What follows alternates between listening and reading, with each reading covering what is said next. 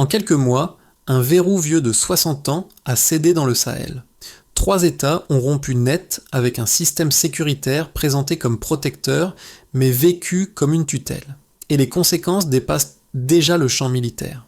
Que signifie ce basculement pour la souveraineté réelle, pour la sécurité quotidienne et pour la place d'Ibrahim Traoré dans une région où les choix n'étaient jusque-là jamais vraiment laissés aux gouvernants locaux? Peut-être est-ce à la fois un pari risqué et une fenêtre historique. Cette analyse ne cherche ni à glorifier une rupture, ni à la condamner par principe.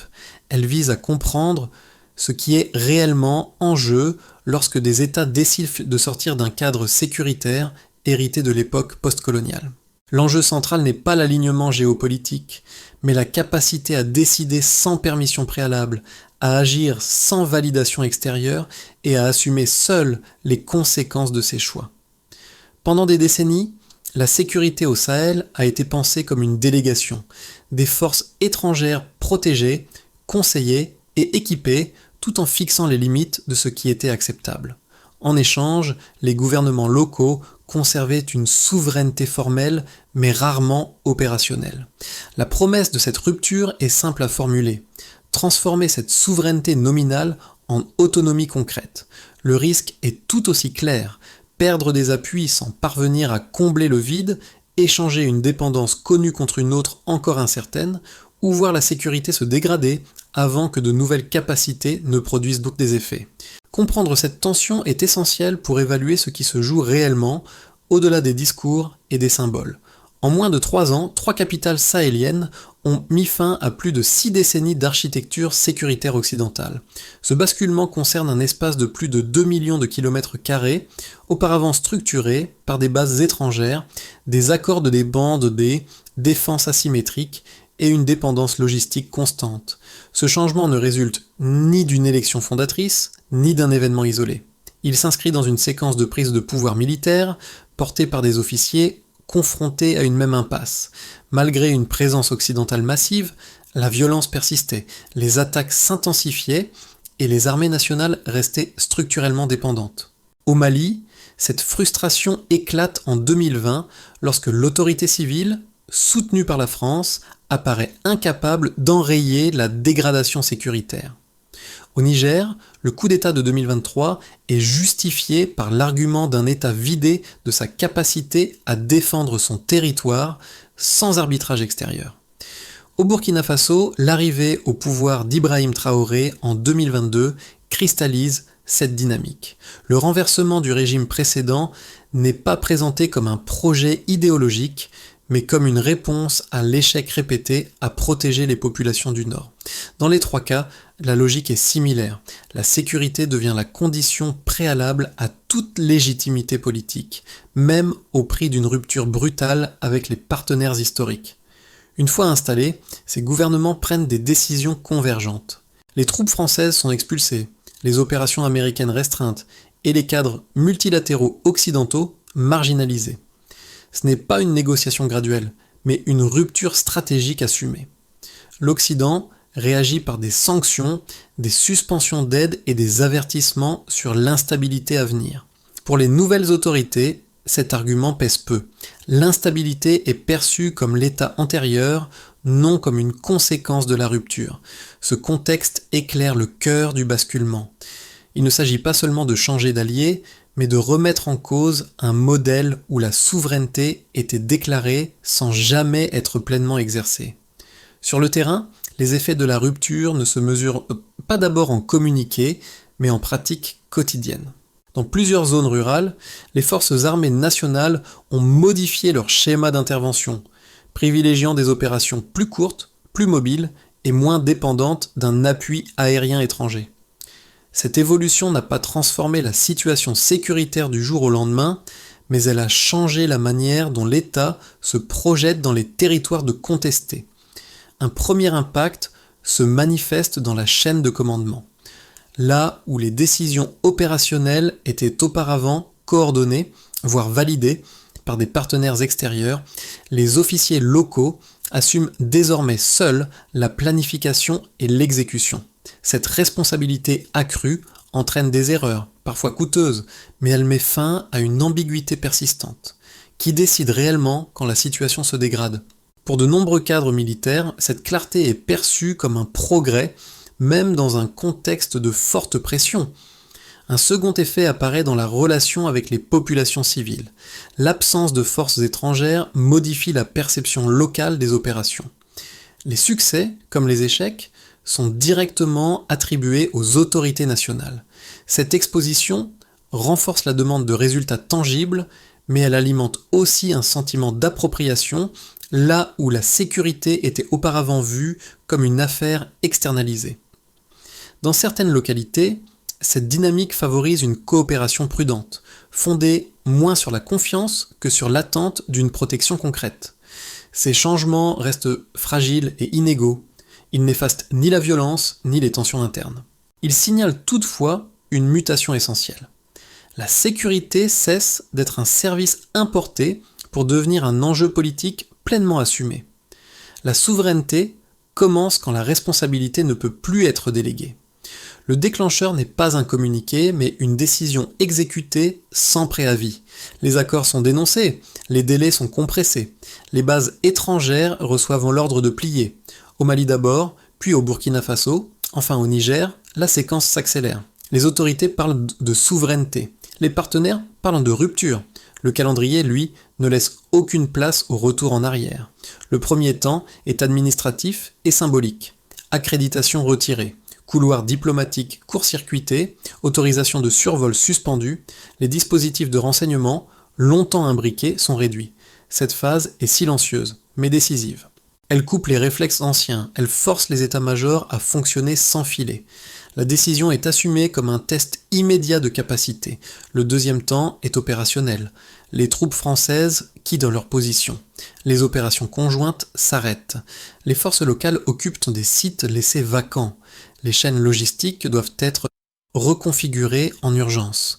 Le risque est connu, rupture d'approvisionnement, maintenance retardée, coordination affaiblie. Pourtant, la ligne est tenue. Le message est clair. La sécurité ne sera plus conditionnée à une présence extérieure permanente. Le climax intervient lorsque la rupture s'élargit au cadre régional. Les trois États coordonnent leurs annonces. Les décisions ne sont plus isolées. Elles deviennent solidaires. À Ouagadougou, le pouvoir d'Ibrahim Traoré s'inscrit explicitement dans cette logique de front commun en liant la survie du régime à la cohérence du bloc. Cette synchronisation change l'équation. Elle complique toute tentative de pression ciblée. Elle transforme des choix nationaux en dynamique collective. La réaction occidentale est rapide, mais contrainte. Sanctions, suspension d'aide, discours d'alerte sur l'instabilité. Le levier militaire direct est désormais hors de portée politique. La pression se déplace vers l'économie, la diplomatie, les récits médiatiques. Les gouvernements sahéliens anticipent cette phase. Ils la présentent comme le coup attendu d'une émancipation tardive. Le conflit se déplace du terrain au narratif. Les répliques ne tardent pas. De nouveaux partenaires sont sollicités. Les drones remplacent certaines capacités aériennes. Les entrepreneurs militaires privés comblent des vides opérationnels. Les accords industriels, notamment dans l'armement, entrent dans le débat public. La question n'est plus de savoir si la rupture est réelle, mais jusqu'où elle peut être soutenue matériellement. Chaque livraison, chaque contrat, chaque formation devient un signal politique. Sur le terrain, les effets sont contrastés. Des gains tactiques ponctuels, des revers coûteux, des accusations de violence contre les civils, rien d'un basculement net, tout d'une transition sous contrainte. Les autorités assument une métrique différente. L'efficacité n'est plus mesurée à l'aune de l'approbation internationale, mais de la capacité à tenir sans tutelle. C'est là que la ligne d'événements prend tout son sens. Le déclencheur a rompu l'habitude. Le climax a redéfini les alliances. Les répliques installent une nouvelle normalité, instable mais assumée. Le pari est lancé. Il ne se joue plus en déclaration, mais en endurance. Avant la rupture, la capacité militaire des États sahéliens reposait sur un modèle stable, mais contraignant. Les armées nationales dépendaient d'un flux régulier d'équipements, de munitions et de maintenance fournis ou validés par des partenaires occidentaux. Cette dépendance structurait non seulement les arsenaux, mais aussi le rythme des opérations. Lorsque les stocks s'épuisaient ou que les pièces manquaient, l'activité ralentissait, parfois brutalement. La sécurité suivait le calendrier des approbations. Après la rupture, la première variation mesurable concerne le contrôle de la chaîne d'approvisionnement. Le Niger signe en 2024 des accords permettant l'implantation d'installations de production d'armement sur son propre territoire. Ce passage d'un modèle d'importation conditionnelle à un modèle de production locale modifie la base même de la capacité militaire. Produire des munitions sur place réduit les délais, limite l'exposition aux embargos et diminue la vulnérabilité politique liée aux ruptures d'aide. Le delta est clair, ce qui prenait des mois de négociations devient une décision technique interne. Un second indicateur concerne la diversification des fournisseurs. Là où les achats étaient concentrés sur un nombre restreint d'acteurs occidentaux, les nouveaux accords élargissent l'éventail des partenaires. Drones fournis sans conditions politiques, formation livrée rapidement, contrats énergétiques liés à la défense. Cette diversification ne garantit pas une supériorité militaire immédiate, mais elle augmente la marge de manœuvre. Le changement n'est pas quantitatif au sens strict, il est structurel. Aucun acteur unique ne détient plus le pouvoir de bloquer l'ensemble du dispositif. Le troisième élément mesurable touche à l'autonomie opérationnelle. La maintenance des véhicules blindés, auparavant assurée par des prestataires étrangers, commence à être internalisée. Réparer sur place réduit les immobilisations prolongées et maintient une présence militaire continue. Cette capacité ne transforme pas la qualité des équipements, mais elle prolonge leur disponibilité effective. Là encore, la différence se lit dans la durée des interruptions, désormais plus courte et moins dépendante de décisions extérieures. Ces évolutions s'accompagnent de coûts visibles. Les accords industriels impliquent dans des engagements à long terme, souvent adossés à des partenariats énergétiques ou miniers. La dépendance ne disparaît pas, elle se reconfigure. Les ingénieurs, les plans et certains composants clés restent fournis par des partenaires étrangers, principalement russes. Le risque est celui d'un déplacement de la dépendance plutôt que de son élimination. La métrique change, mais la contrainte demeure. Dans ce cadre, le rôle d'Ibrahim Traoré prend une dimension particulière. Son discours insiste moins sur la performance immédiate que sur la capacité à ne plus négocier chaque recharge, chaque réparation, chaque livraison. La preuve recherchée n'est pas une victoire décisive, mais une continuité opérationnelle. Pouvoir agir sans interruption devient un indicateur de souveraineté plus parlant que tout bilan chiffré de combats gagnés ou perdus. Pris ensemble, ces éléments dessinent un basculement mesurable. Avant, la sécurité dépendait d'autorisations extérieures. Après, elle repose sur une capacité partielle mais croissante à décider et à produire. Le delta n'est pas une promesse de stabilité rapide. C'est un déplacement du centre de gravité, du politique vers le logistique, de la diplomatie vers l'industrie. Et c'est précisément ce déplacement qui rend la rupture durable, même sous pression. Les critiques du tournant sahélien avancent deux arguments centraux, formulés de manière cohérente et difficile à écarter d'un revers de main. Le premier concerne l'efficacité sécuritaire.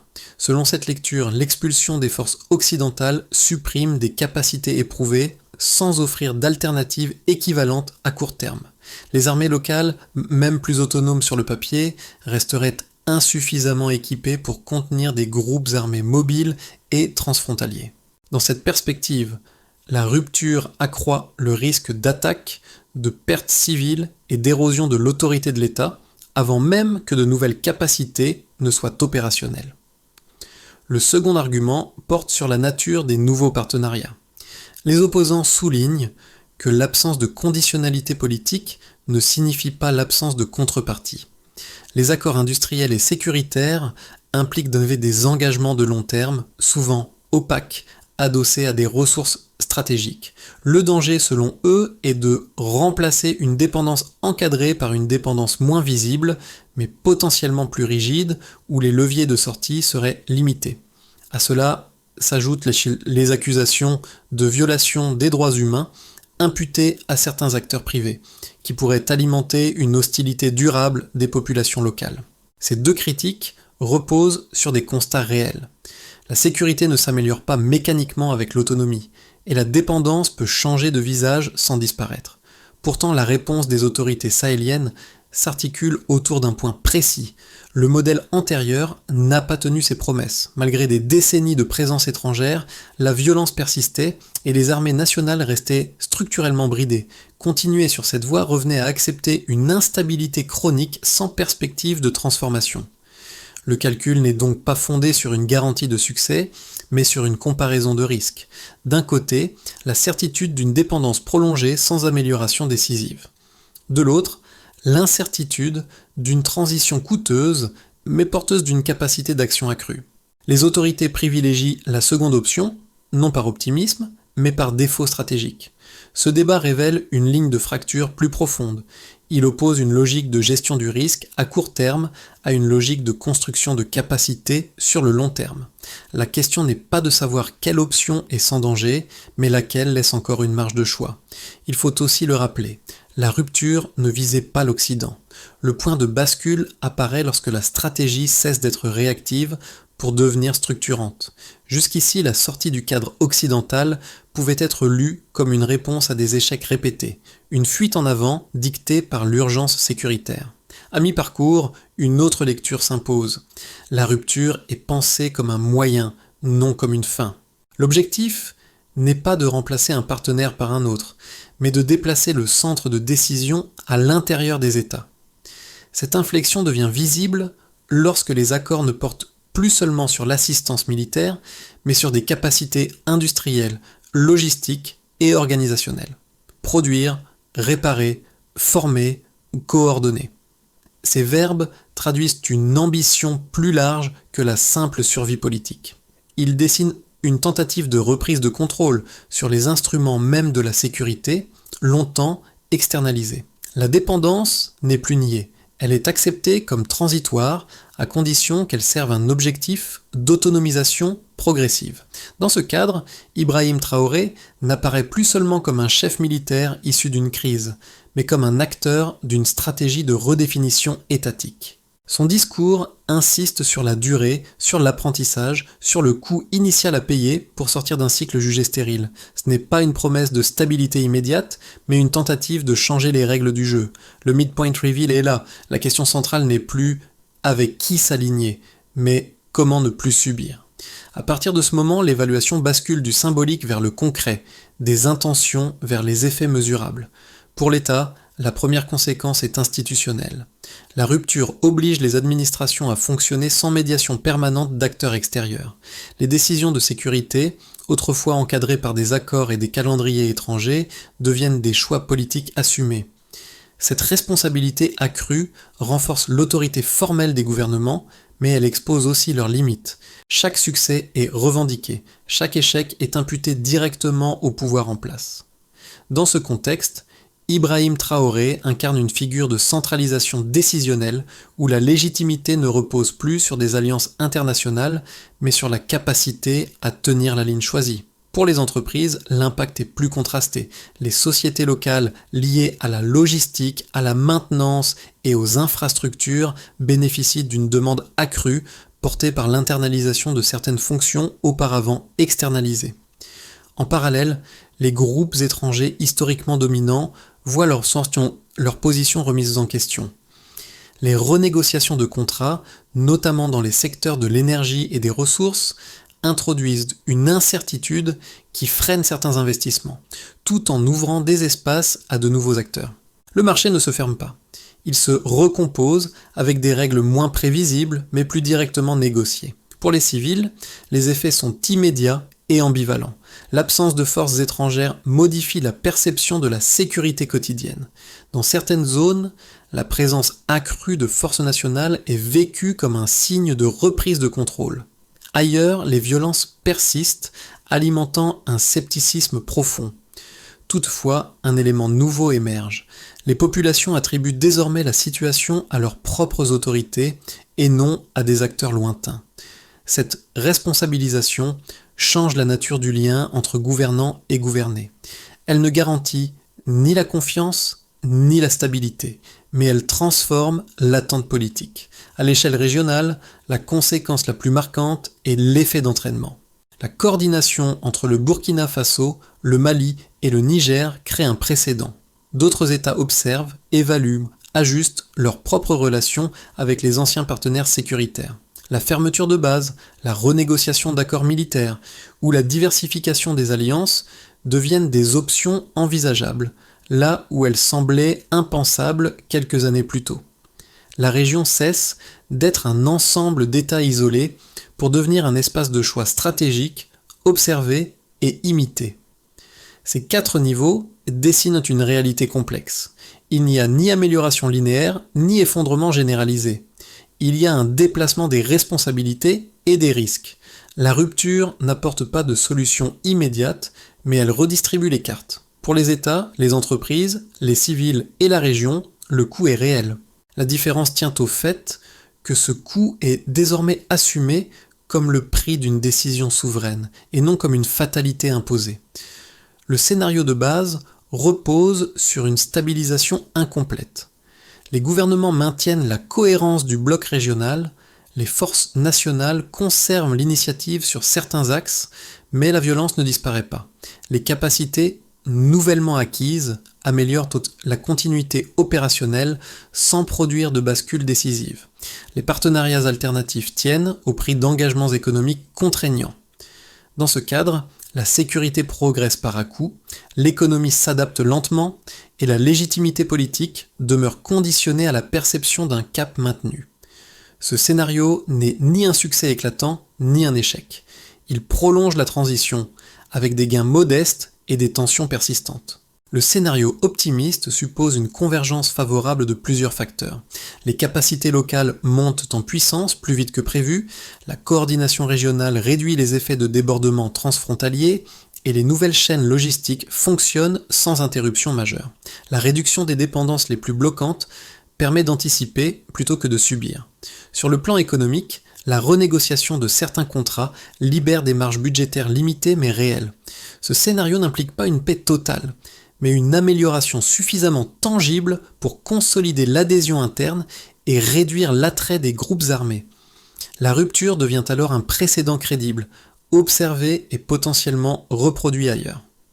Le scénario pessimiste s'articule autour d'un enchaînement de chocs. Les capacités promises tardent à se matérialiser, les coûts économiques s'accumulent et les tensions internes s'exacerbent. La violence s'intensifie dans certaines zones, alimentant un mécontentement populaire que les autorités peinent à contenir. Les pressions extérieures se renforcent par des leviers économiques et diplomatiques, fragmentant le front régional. Dans ce cas, la rupture est présentée comme une erreur stratégique et la dépendance réapparaît sous une autre forme, plus urgente et moins négociable. Ces 3 scénarios ne sont pas des prédictions, mais des cadres de lecture. Leur réalisation dépend moins des intentions affichées que de la capacité à absorber les coûts de la transition. Si les nouvelles alliances se produisent dans des capacités avant d'épuiser les ressources politiques et sociales, la trajectoire peut se consolider. Si, au contraire, les coûts précèdent les bénéfices, la fenêtre se referme rapidement. La clé n'est pas l'alignement, mais le tempo. Avancer trop lentement expose à l'érosion. Avancer trop vite multiplie les erreurs. La question décisive n'est donc pas quel scénario est souhaitable, mais lequel peut être soutenu sans rompre l'équilibre interne déjà fragile. Pour le spectateur extérieur, ces évolutions peuvent sembler lointaines, confinées à des équilibres géopolitiques abstraits. Pourtant, leurs effets dépassent largement le cadre régional. Les choix opérés au Sahel interrogent la manière dont la sécurité est produite, financée et légitimée dans des contextes de forte asymétrie de pouvoir. Ils posent une question simple mais dérangeante. Que se passe-t-il lorsque les modèles présentés comme stabilisateurs cessent d'être acceptés par ceux qu'ils sont censés protéger ? Pour les citoyens des pays partenaires, ces ruptures ont des répercussions indirectes mais concrètes. Les chaînes d'approvisionnement en ressources stratégiques se recomposent, les coûts énergétiques fluctuent et les priorités budgétaires évoluent. Les décisions prises loin des capitales occidentales influencent néanmoins les marchés, les politiques d'aide et les débats publics. Le Sahel devient un miroir où se reflètent les limites des politiques de sécurité externalisées. Pour les populations sahéliennes, l'impact est plus immédiat. La responsabilisation accrue des autorités modifie les attentes. Les gouvernants ne peuvent plus se réfugier derrière des contraintes imposées de l'extérieur. Cette exposition directe crée une pression nouvelle, parfois déstabilisante, mais elle ouvre aussi un espace de revendication plus clair. La sécurité, même imparfaite, cesse d'être un discours importé pour devenir un enjeu domestique. Face à cette dynamique, deux gestes s'imposent aux spectateurs attentifs. D'abord, suspendre les jugements rapides fondés sur des grilles de lecture anciennes. Ensuite, observer les effets concrets plutôt que les intentions proclamées. La transition sahélienne n'offre ni modèle prêt à l'emploi, ni leçon morale évidente. Elle oblige à accepter l'inconfort de l'incertitude. Ce basculement rappelle une réalité souvent évacuée. La souveraineté n'est pas un état stable, mais un processus conflictuel. Il engage des coûts, des choix imparfaits et des responsabilités difficiles à déléguer. En ce sens, ce qui se joue au Sahel concerne bien plus que le Sahel lui-même. La viabilité de la rupture repose moins sur des déclarations que sur une séquence d'actions lisibles et coordonnées. La première étape consiste à consolider la chaîne de décision interne, clarifier qui décide, à quel niveau, et selon quels critères réduit les frictions opérationnelles. Cette centralisation n'exclut pas les ajustements locaux, mais elle empêche les blocages hérités d'une dépendance aux validations extérieures. Dans cette phase, Ibrahim Traoré met l'accent sur la discipline institutionnelle, condition préalable à toute montée en capacité. La deuxième étape vise la continuité logistique. Produire, réparer et stocker localement ne signifie pas l'autarcie, mais la réduction des points de rupture critiques. Identifier les équipements prioritaires, sécuriser les pièces essentielles et former des équipes techniques locales permet de maintenir l'activité même sous pression économique ou diplomatique. La mesure du succès est simple. Moins d'interruptions, moins d'attentes, plus de prévisibilité. La troisième étape concerne la coordination régionale. Mutualiser le renseignement, harmoniser les calendriers opérationnels et partager certaines infrastructures réduit les coûts et augmente l'effet de masse. Cette coopération transforme des vulnérabilités nationales en capacités collectives. Elle rend également plus coûteuse toute tentative de déstabilisation ciblée d'un seul État. La quatrième étape touche à la gestion politique. Communiquer sur des objectifs réalistes, reconnaître les revers et expliquer les délais évite l'érosion rapide du soutien populaire. La transparence partielle vaut mieux que des promesses intenables. Dans ce cadre, la légitimité se construit sur la constance plutôt que sur des succès spectaculaires. Enfin, la cinquième étape porte sur l'évaluation. Définir des indicateurs simples, suivis régulièrement, permet d'ajuster la trajectoire sans remettre en cause l'ensemble du projet. Il ne s'agit pas de prouver une réussite immédiate, mais de démontrer une capacité d'apprentissage. Cette feuille de route n'élimine pas les risques, elle les rend visibles et donc gérables. La rupture cesse alors d'être un saut dans l'inconnu pour devenir une transition pilotée, imparfaite mais intentionnelle. La scène revient au terrain, là où la décision cesse d'être abstraite. Des routes surveillées sans appui extérieur. Des ateliers improvisés pour maintenir des véhicules en état. Des populations qui jugent moins les discours que la capacité à être présent, même imparfaitement. C'est ici que la rupture prend un visage humain, fait d'attentes, de doutes et d'une responsabilité désormais impossible à déléguer. Dans ce cadre, Ibrahim Traoré n'apparaît ni comme un symbole figé, ni comme une promesse absolue.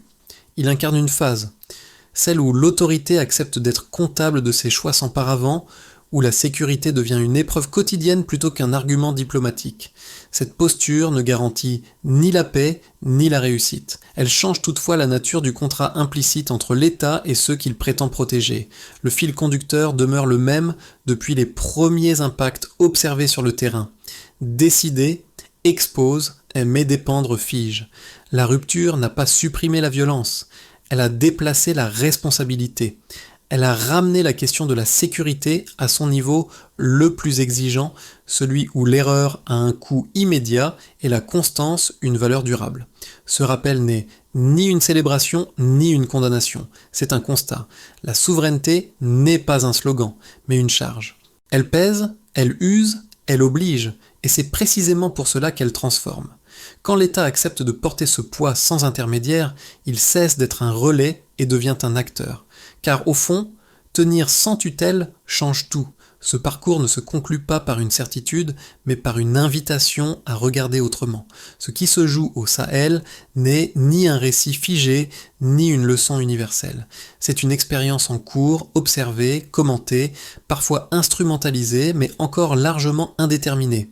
Elle oblige à quitter les cadres confortables où les rôles sont assignés à l'avance et les résultats supposés connus. Pour le lecteur, l'enjeu n'est pas d'adhérer à une thèse, mais de suivre les effets réels dans le temps, observer comment la sécurité est produite sans tuteur déclaré, examiner si l'autonomie revendiquée se traduit par une capacité durable, comparer les promesses aux pratiques, les discours aux routines, les symboles aux résultats concrets. C'est dans cette attention prolongée que se construit une compréhension plus juste. La discussion gagne à rester ouverte, nuancée, informée. Elle gagne aussi à intégrer des voix diverses, y compris celles qui doutent, critiquent ou réévaluent leur position à mesure que la situation évolue. Rien n'est définitivement tranché. Tout est encore en mouvement. La question à garder en tête n'est donc pas qui a raison aujourd'hui, mais ce que ces choix produiront demain, pour ceux qui les portent comme pour ceux qui les observent.